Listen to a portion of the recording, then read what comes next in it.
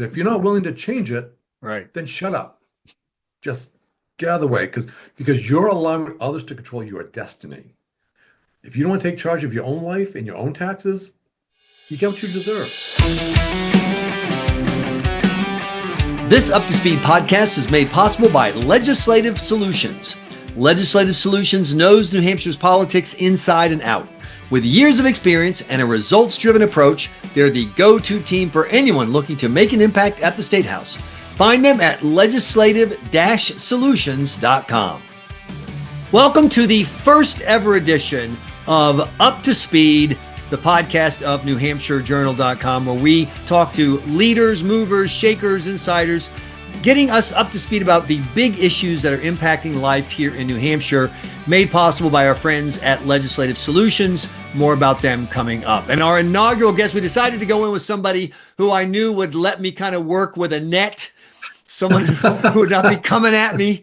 And that is our good friend, Matt Mayberry, the executive director of the New Hampshire Home Builders Association. Matt, welcome. Please bring us up to speed. Michael, good morning. It's great. I mean, housing is the number one issue we're all talking about. It's the economic driver. It hits all economies and hits every corner. This is a North Country issue or Seacoast. It's everyone. So we're thrilled to be like on that knife point talking about this. So much so that out of 1,100 bills introduced in the legislature this cycle, 153 of them touch housing. Wow. Now, there's a whole lot of crap in there. There is some crazy ass stuff that's in there. But for the home builders, there's about 7 or 8 bills we're really focused on that can move the needle. So we're trying to. Well, let's stop right there. Yep. So let's stop there. We're going to get to those specifics. Absolutely. That's kind of the I don't get to premise ramble of this on all day? conversation. Come on. No, you get to ramble on just in different. I want to ramble on at a kind of a higher level, up the ladder of abstraction some. So give me the big picture about the New Hampshire housing market today and bring us up to speed on what the New Hampshire Home Builders Association's job is in affecting moving that market. Absolutely. Within the next 6 years, we're going to need almost 90,000 units of housing. Wow. That's apartments, single-family homes, condominiums, housing, because the demand is there. We're still getting the afterglow of COVID where people realize they can work from home. And so they want to work remote. They want to work in a more rural environment. So they're still coming here. We still have a lot of cash buyers coming in from out of state. Really? That has its benefits and its drawbacks. But 90,000 units within the next 6 or 7 years. It's crazy. It's the number one economic driving issue in New Hampshire. Michael, I did an interview helped facilitate a conversation with a company coming from Italy who want to build these very cool heating plants for homes. Okay. The second question they asked was, where does my labor come from? Right.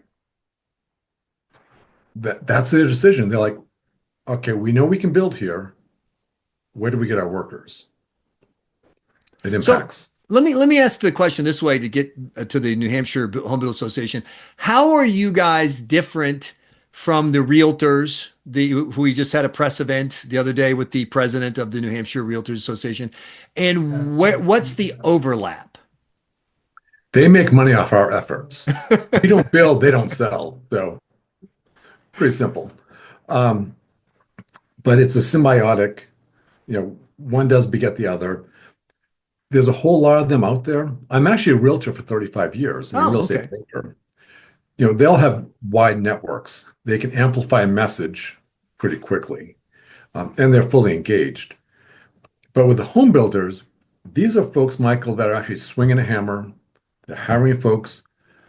We still have issues with people who are on drugs.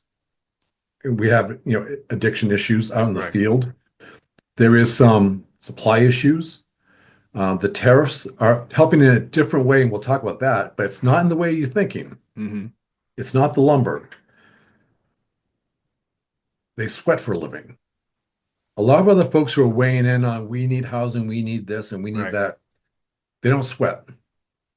They just sit behind a desk. Oh yeah, kind of like me, and opine and Right. advocate. But when we pull them out of the field and put them in front of legislators, we get their attention. So you have a symbiotic relationship with the realtors.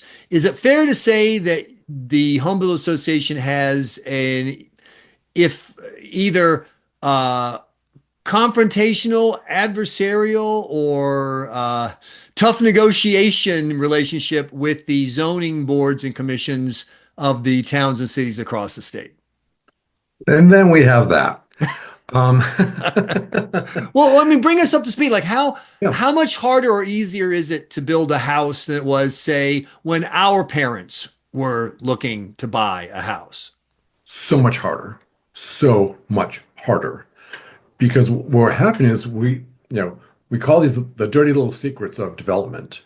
Everyone thinks everybody gets along, it's all great, and Right. these hearings are done. Home builders get jerked around by folks who are either building inspectors, planning boards, zoning boards. Mhm. I've sat in them. Michael, I can testify, and I have. I was a former chair of the New Hampshire Human Rights Commission, appointed by Governor Sununu. Excuse me, I saw it, but I also lived it, where planning boards will sit there and say, we don't want more kids in their schools. Right. We don't want housing. Or if you're going to do it, it's going to be active adult or 55 plus. Right. Or they'll say, very clever ways of saying, because when you have a baby, you want to be sleeping on the same floor as that Right. child. They'll say, yeah, you can have two bedrooms, one on the first floor, one on the second floor. But they come right out in these meetings and say, we don't want kids. We Right. don't want to build more schools, when the data shows the complete opposite. So Well, what do the what do home you builders, mean that so the data show a complete opposite? What's absolutely. Drew Klein and St. Anselm College and the Institute of Politics and the Josiah Bartlett Center did a great survey that showed towns and municipalities that have a diversity of age do better economically. They actually have lower tax rates than towns that say we want 55 plus. And so they're showing the data of that there's less commute, these kids are working within the communities, right? and that the property values actually go up because people want energy. They don't want to move into the villages of New Right. Hampshire. You know, they like to see trick-or-treaters. They Right. want to see a kid on a bike. It reminds them of how they grew up. We're quickly becoming, because a lot of these zoning and planning boards, we're becoming the villages of New Hampshire. Soon you'll see a golf cart with a whole bunch of margaritas in the back driving around.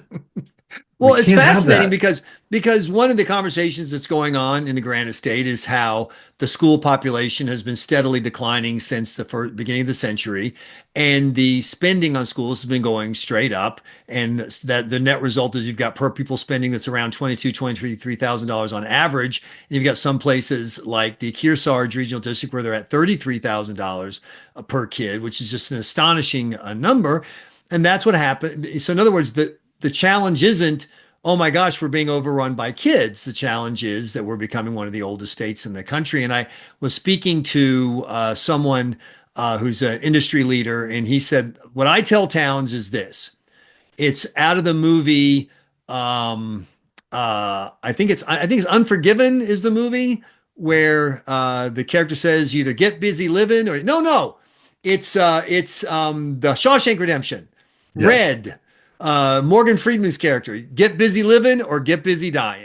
And that Yeah. towns are either growing or shrinking. There is no stasis. There is no, oh my gosh, it's perfect. We've got all the right neighborhoods and all the trees look good and the 2.1 kids are running on the street. That's not how it works. You either are getting bigger and growing or you're getting smaller and dying. Is that a fair I, statement in your opinion? I say to our members, you either evolve or evaporate.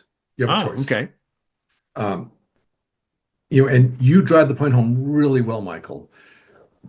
We shouldn't be blaming the school taxes on children. Mhm. That's a diminishing population. It's the unions, it's the contracts, it's the whole victim mentality of, I need more money, I need more teacher's aid. I heard this morning at the center right meeting in Hooksett. they were just like, it's the kids. And if I just raise my hand, like, it's not the kids, it's the teachers and the teachers' unions. Kids will learn anywhere. Don't blame them. They're not doing this in schools. Blame the union. But I really actually blame the citizens, our neighbors, because typical hypocrites, they don't want the spending, they don't want the spending, they don't want the spending, but we just had an election last night. What was the election turnout? I bet less than 20%. So they like to bitch about it. When I speak to Rotary clubs, like, I ask how many people serve on a planning board or a zoning board Right. or a school board. Almost no hands go up. I'm like, then our conversation's over. Because if you're not willing to change it, Right. then shut up. Just get out of the way, because you're allowing others to control your destiny. If you don't want to take charge of your own life and your own taxes, you get what you deserve. Well, there's an argument that some of the towns are making, which is we are taking control of our destiny. We don't want any growth. We want to keep the population and the footprint the way it is, and so we're using our local laws to pursue that. And so you mentioned that there are there's legislation at the state level to address this. Before we get to the specifics of legislation, I just want to ask about the big argument. The argument is, why shouldn't people in a town have local control? Why shouldn't they decide what they want Auburn or, whatever, Berlin to look like? And isn't it an overreach for the state to step in? So from the Home Builders Association standpoint, how does that conversation go? From a constitutional standpoint, more importantly than the home builders, from a constitutional standpoint, we're a Dillon rule state. What does that mean? Exactly. The municipalities get their authority to govern from the state. We're not a home rule state. This is not bottom up. This is top down. The state says we set laws that you need to abide by. We allow you to make these other provisions. That's called a Dillon rule state, Dillon. We're not a home rule state where each town is their own little entity. It's not. But what's happened is we have been projecting this for 2 years, at least 2 years. We have a housing issue. When you have towns like Hanover saying we want the people who bitch the most usually have the strictest zoning laws. Right. Hanover doing jumping jacks. We need labor. We need nurses. We need this. They have a 5-acre minimum for a house lot. So you start at 300,000 before you cut the grass. Exactly. When you go to Durham, saying, we need housing for everyone, but we won't allow more than 3 unrelated adults to live in the same domicile. And they also go with the 21 energy codes, which, as we've shown and you and I have talked about, and you've been kind of cover, would have added $76 million to the cost of consumer debt. Because in 2023, Michael, 4,512 building permits were issued in the state of New Hampshire. We're starting to get better in 24, was 5,092 building permits. We need 90,000 housing units. We could throw the doors open and get rid of everything. We still can't get enough. So when you have municipalities saying, it's not my problem, I'm going to complain about it, but I want Manchester to fix it. I want Dover to fix it. Exactly. We all love our friends in Portsmouth. Right. They don't want any housing there. Like, oh no, cobble the streets and close them all off. But go live in Dover, Rochester, Somersworth. And luckily now, merchants are saying, screw that. We're going to jump the bridge. We're going to do restaurants in Dover, Rochester, Somersworth. Right. And that's where the economic growth is going. So soon, it'll be a whole bunch of chain restaurants in downtown Portsmouth. It'll look just like Newport. Right. And millionaires will live there. And they're like, but my housekeeper has to drive from Farmington. I don't understand this. In other words, inevitably, businesses follow customers, not the other way around. And so if the customers are building their houses or they're renting their apartments in the next town over, eventually the businesses are going to find their way over there. And Michael, we're doing the same thing. We're finding our customers can't afford to build a home. Right. They can't afford to move out. So we passed HB 577 in the House, to head to the Senate. That's the ADU bill. That's going to change the landscape from border to border. because it says you can have an accessory dwelling unit, or if you're old like me, it's called a mother-in-law apartment. Because if I had hair, it would be gray. Uh, and thank God for Botox. So I gotta say. But to build these in-law apartments, it's 950 square feet. It can be attached or detached. Mhm. You still have to comply with DES requirements. You still have to have septic system, water. Right. You can have the electrical attached or detached, doesn't matter. But that will allow people to stay in their homes longer. It will help get their kids out of the basement and over the garage instead. But it's adding a component of housing that we need right now. There's arguments that they said if you had a 2,000 square foot house, you should be able to build 1,999 square feet of an ADU. No, that's not the intent. The intent is not to build two houses on a lot, Sure. condominiumize them, and move to Texas and say, forget you folks, we're out of here. Right.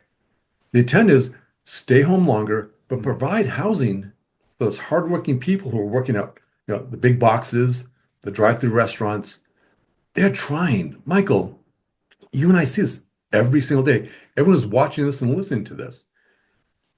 You see these adults working really hard to try to make ends meet, and they're not. Right. Passing an ADU bill that could be, 2 bedrooms, 950 square feet, you give someone a chance to get equity, get out, have some independence. So the one piece of legislation that if you had a magic wand and you could, have New Hampshire pass it and Governor Ayotte sign it, what would be the one piece of legislation that would do the most to get New Hampshire's housing market up to speed to meet the demands that we're facing today? It's called One State, One Code. Okay. Because right now we operate under the 2018 Energy Code because we defeated the green energy tax. That was going to be $76 million. But the 2018 Energy Code, the 21 Building Code. But municipalities, under existing rules, and we're trying to repeal this, can go stricter. They can go stronger. Mhm. Durham, for instance, they build to the 2021 energy codes. So they're adding $17,000 on the cost of every single house. Let me interrupt right there. Can you explain the 2100 energy codes? And as I understand, it's basically, the kind of what kind of materials you have to use, et cetera, to meet, energy conservation standards. Is that right? Yes, yes. The 2021, and let me back up. Every 3 years, the state of New Hampshire looks at energy codes and building codes and electrical codes to make sure we're up to date, make sure we stay kind of current with the latest Right. trends. It includes things like car charging stations. The legislature, or there was a push to bring in the 2021 energy codes. The National Association of Home Builders said it would add about $34,000 of cost to a home. That's more windows, more insulation, more drywall, more nails, less openings because, windows are sieves. Sure. So take out some windows. And they changed some of the climate zones. So the National Association of Home Builders said it's going to cost about $34,000. Our green friends on the left said, oh, no, no, no, no. It's only going to cost $2,000. Michael, we're paying $6 a dozen for eggs. I think we can't insulate a 1,200 square foot house for $2,000. Common sense should play a role in this somewhere. Right. And by the way, you say insulate. I mean, there are already insulation requirements. In other words, Yes. they're already, it's just a question Yes. of increasing them. And this is where, one of the conversations that's most frustrating, and that's why I'm glad to have kind of a longer form conversation is it's, where's the line where you hit the point of diminishing returns? You're adding more expense, but the net impact is smaller and smaller. Dr. Bjorn Lomborg is a great guy in this. We run a lot of his content, and and his whole point is you should look at resources at how do I get the most bang for the buck. He doesn't dispute that there is global warming and that humans are contributing to it, but he's like, okay, so you could spend $1 billion fighting that, or you could spend $1 billion and come close to eradicating malaria and saving hundreds of thousands of lives. Do you want to drive people out of housing that they can't afford to get that marginal extra 2%? energy efficiency, 3% energy efficiency. What's more important, a house that you can afford or a house you can't afford? But man, if you did, you'd be saving $70 a month on your power bill. And I'm going to take you in the weeds in a different direction. That's why we're here. We need to get our heads out of our butt and stop doing business as we always have. Florida, every couple of years or so, all the housing gets wiped out. You get to go build it with sticks again. Right. Atlantic Builders Supply in Greenland has this, it's called ICF, insulated concrete forms. Essentially, they're Legos for adults, but they're made of concrete. Right. And they're placed together like Legos, and you can build walls with it. 3D printed homes made of concrete. Right. A friend of ours and a member of the home builders, his house got wiped out in the last hurricane in Florida. His insurance company, he said, I want to go to ICF, insulated concrete forms. I like the Three Little Pigs. I want the house that can't blow down. His insurance company said, ooh, well, we'll take your damages. We'll give 10% for your renovations. Any costs beyond that, you have to pay for. And it was probably like $50,000 or $60,000 more. Right. But when he explained to them, but I'm making a house that won't blow down in 3 years. Exactly. No, our criteria says it's, sticks plus 10. Exactly. So he's paying the extra 50 grand. He said, but he also said, if I do this, will my rates come down? Right.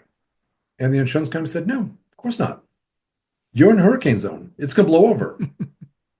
We've got to get our heads out of our butt, stop thinking that like we're building in the 1970s. Right. And let's start building to the 2020s. Please.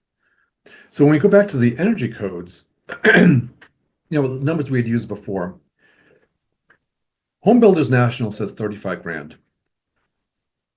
The far left greens say 2 grand. So I want $17,000. Right. Let's use the current numbers. In 2024, 5,092 building permits were issued. If you multiplied that by 17,000, I just went right in the middle. Right. That was $86.5 million of consumer debt on the heads of New Hampshire consumers.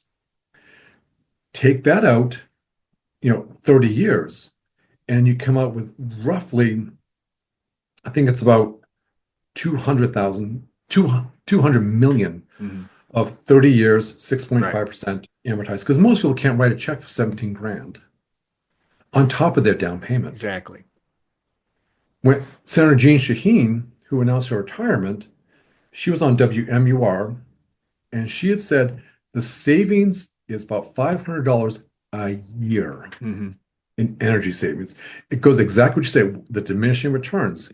Do you spend 17 grand in cash to get a payment back for $500 a year? And the liberals on the left, we all love this, and you know what I'm going to say?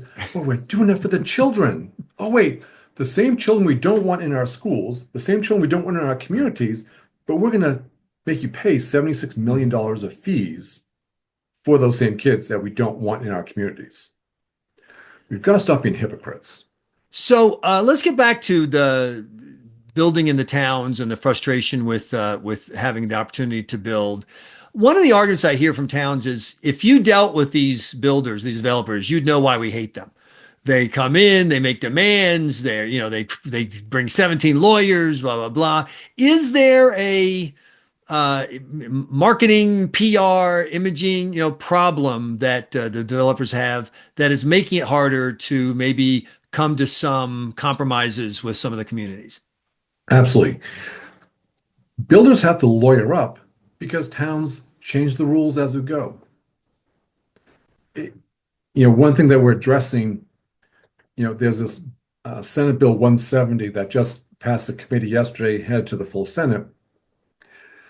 When you take in your plans to a planning board and zoning board, we'll say planning board, they'll say, we like this, we like the plan, but we like this change, that changed, and could you swing the houses this way a little bit? Right. Okay, fine. Now what's happening is the builder they'll go home, they'll make the changes. Because remember, we have to engage architects, engineers, attorneys, Sure, wetland scientists, soil scientists. So it's It's an expensive process. Go back, make those changes. Go back to the town. Say, that's great. Hey, we forgot about this. Could you do this and this? And could you change that over here? And send them back again. Right. There's no end on it. Mhm. They don't say you're allowed one or two bites at the apple. This can go on for years. And what could happen in I saw it in a seacoast town. They sent a developer back who wanted to do about 120 units. At town meeting, they said, we're going to take our acreage from an acre minimum to 2.5 acres.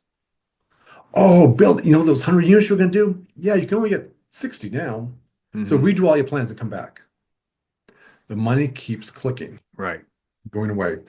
It's very real. It does happen. And in some towns, especially up north, they'll say, hey, Grand Builders, don't forget, Margaret goes to Florida on November 1st. Mhm. So if we don't get things approved by November 1st, you in April. Right. Happens every day. We're also bringing forward legislation because then when you get through the municipality and you actually start building the house, you have a local building official. And in rural communities, it's often the fire chief. So we're asking firefighters to be experts in building codes, electrical codes, plumbing codes, health issues. If you've made them cranky somehow, but you have that one individual you've got to Right. appease, get through, they can jerk you around like crazy. There is no, when I call up you, when I give you a call, Michael, can you come, inspect my building? Yeah, there's no deadline when you have to return the call, when you have to show up, Right. when you have to issue the report. It's like, yeah, I'll get out there. I'm busy. Or I'm on vacation for 2 or 3 weeks, or Sure. forget you. Have a nice day. I'll get out there sometime. Or we have one building official who will do inspections only on nights and weekends. Right. That's it. So what's the solution? That we're going to allow third parties to be brought into this. Right. So I'm the building inspector. I don't like you, Michael Graham. Graham Builders says, you know what? I'm going to hire a structural engineer, third party, arm's length, to come in, say, did I build to the correct building codes? Yes, you did. Great. Stamped, signed, submitted to the town. The town has to take it. Right. You still have to pay your building fee. So for the towns who say, like, you're going to bankrupt us, you still get your permit fee. You get the fee, but you don't have to pay somebody. Correct. It's a win. It's like the EFA thing. The Huge schools win. keep complaining about the EFAs. Like, what are you, crazy? But You're would think spending I 22 kidnapped grand them per kid now. They walk with 5. You get the other 18. You don't have to teach the kid. Yes. It's free money. This is great. Perfect. But you would think I cut off their heads and I stole their dog. No, like you're destroying local control. So the argument is that you can't trust the third party vendor. How do we know the third party vendor is going to do it? And yet because across they're licensed in the state of New Hampshire. but and even beyond that, right now, who does the state's official car inspections, for example? It's not the state official car inspector. It's every gas station goes, so there are plenty of examples of vendors who provide services that have to meet, here's the state criteria. You swear that the criteria is being met, and the transaction. There's nothing new about that. Look, and my friend, going back to what we talked about before, the hypocrisy, your building inspector that controls your life does not have to be licensed in New Hampshire. Doesn't have to hold a professional license. They could have been a builder 20 years ago and said, I like those outlets just a little bit closer. Move them. So listen, we've already been talking for about 30 minutes. I want to wrap up with this. How did Matt Mayberry, this guy who's run for public office, who was the leader in the Republican Party, how did you end up with a real job? I mean, I'm stunned that you haven't been run out of the state by now, Matt. But somehow you're representing an important and influential organization.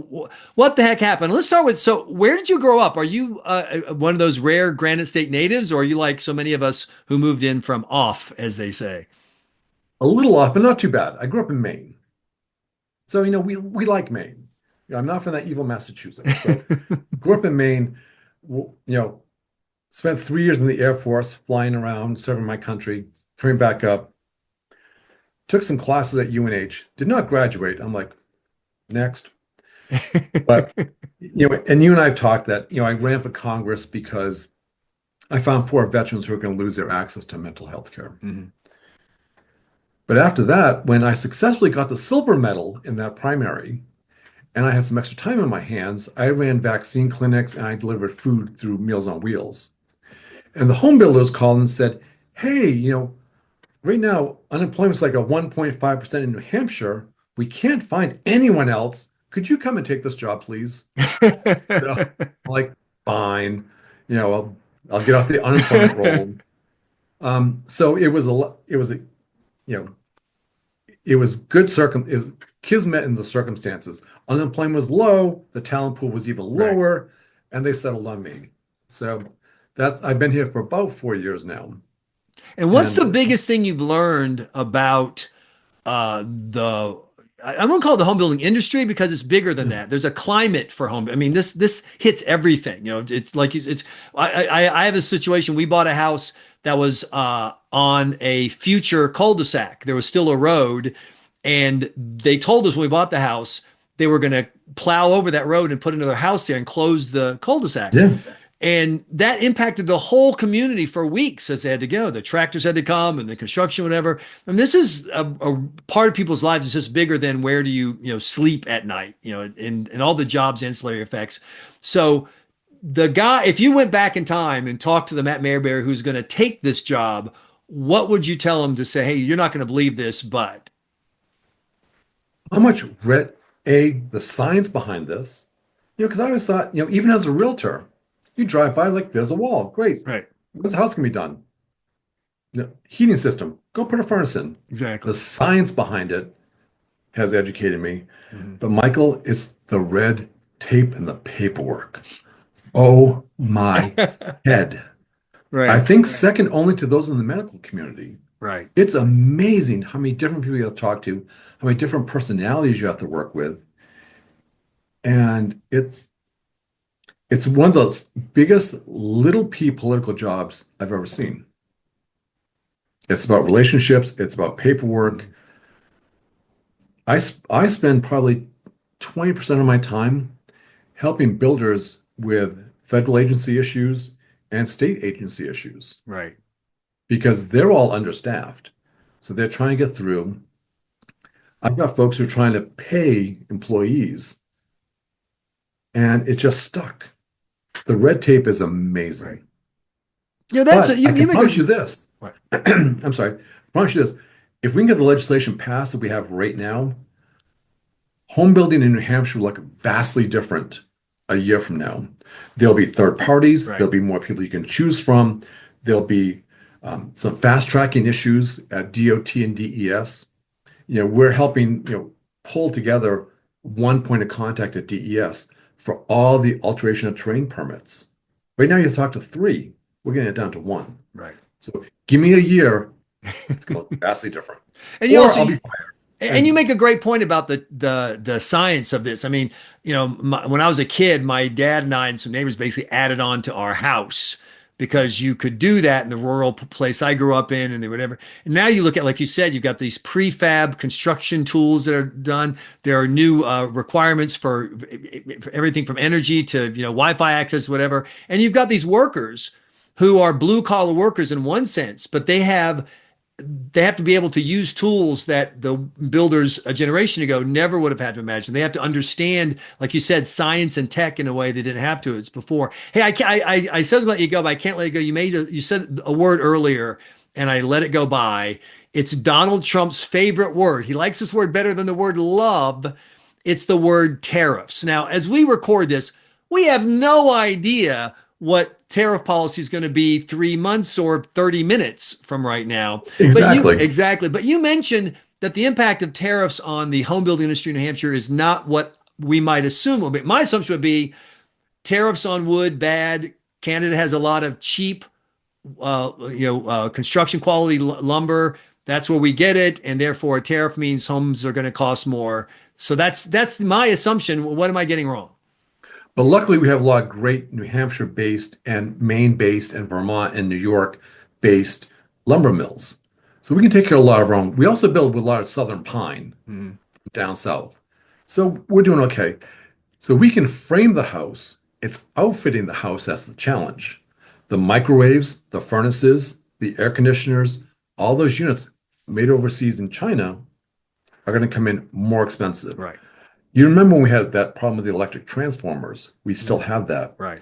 But Michael, the thing that we're worried about and stuff that we talk about in our board meetings are when they start building 3,000 homes, replacement homes in California, Right. will those washer and dryers ever make it to the East Coast? Or they just get stuck in California? Exactly. Stuck is the wrong word. No, but I know what you mean. Deserve Yeah, it. of course. They- Yeah, exactly. But, why ship them across country when you can sell them in California? What are we going to do out here in New Hampshire when, we need those air conditioners and those microwaves so we can build it? We may have a challenge outfitting it. Also, how much do products like steel, aluminum, et cetera, because the days of just having a house framed up with 2x4s, that's long over. Is that a significant role, or is it a modest amount? Where does that go to? It's a modest amount. It's really going to hurt our commercial friends. Oh, okay. So the Association of Builders and Contractors, they do. But who's really happy about that? Our friend Holly Novoletsky. Yes. She is a happy camper. Novel Ironworks, absolutely. Yes. And she'd actually be a great person to talk to about this. And she's this, kick-ass CEO of a very male-dominated company or industry, because she's been advocating Buy American for years. And President Trump heard her and has brought that forward. But that's really going to impact some of our industrial communities. So let's wrap up. Let's wrap up with this. So I waved that magic wand I let you use earlier, and sitting in front of you are the zoning board members, the town councilors, the construction folks, the would-be home buyers, and the legislators and lobbyists. They're all there in front of you, and you want to tell them what they should focus on in the next 12 to 24 months to get New Hampshire's housing market up to speed. What should be their priority? Am I allowed to swear? I can't stop you. I mean, I'm. What it'd be is stop effing around. Okay. Treat each other like the professional adults that you are. That home builders, when you put an application into DES or DOT, have it done, have it completed. 84% of the applications submitted are incomplete. You can't make demands of state agencies when you haven't done your job. For state agencies, it's like, we know you're trying, you got to communicate better. Let us go in and see where our application's at. Give realistic timelines. Local planning and zoning boards, evolve or evaporate. This is going to happen. Right. So participate in the process. I'll leave you with one statement that I love, that I borrowed from a friend, and it's very appropriate. If you're not at the table, you're on the menu.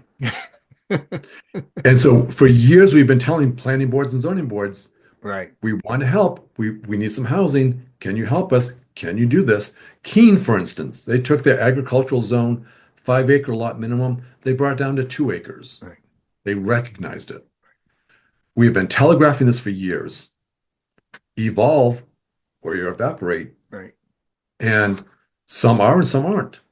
Listen, there's a lot of talk in the State House about carrots, of course, and Governor Sununu talked about carrots, but now they've added sticks, and you can definitely see a path forward where, as state aid gets doled out, if you're a community that's trying to encourage growth, the aid is weighted your way. And if you're a community that's fighting against growth, that aid goes to the town next door. And like you said, why were you on that menu? Because you weren't at the table. That's an interesting way to put it. By the way, it's stop messing around. That's how we can keep it family friendly. Stop messing around. Everybody get serious, because we've got to get New Hampshire's housing market up to speed. Thank you, Matt Mayberry with the New Hampshire Builders Association, Home Builders Association, for being part of this inaugural edition of the Up to Speed podcast, brought to you from New Hampshire Journal with the support of Legislative Solutions. We appreciate your time.